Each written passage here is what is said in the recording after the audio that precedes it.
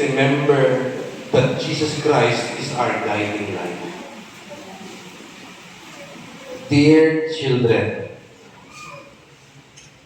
when you are baptized, your parents and godparents answered for you for baptismal promises of molding you in Christian faith, love, and service for others.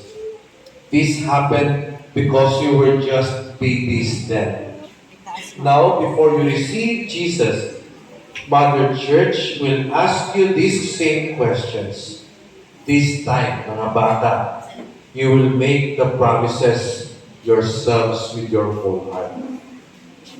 O mga bata, sasagot kayo ha?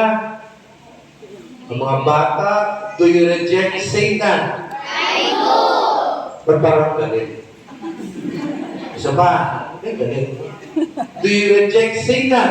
I do! Gusto niyo daw? O mga bata, and do you reject all Satan's work? I do! And all his empty promises? I do! Very good. Meron pa, may mga bata.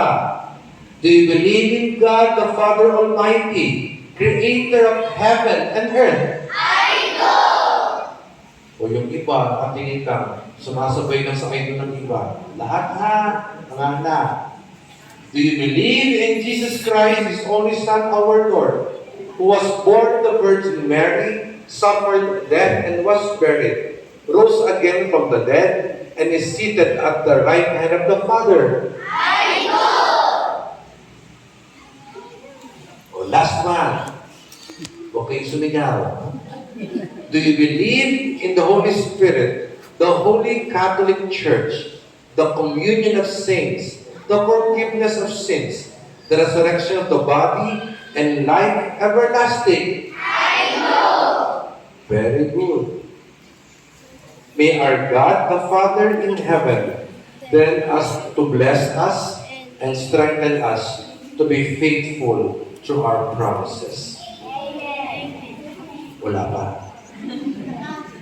May Almighty God cleanse our sins, and through the Holy Eucharist we may celebrate, make us worthy to sit at His table in His heavenly kingdom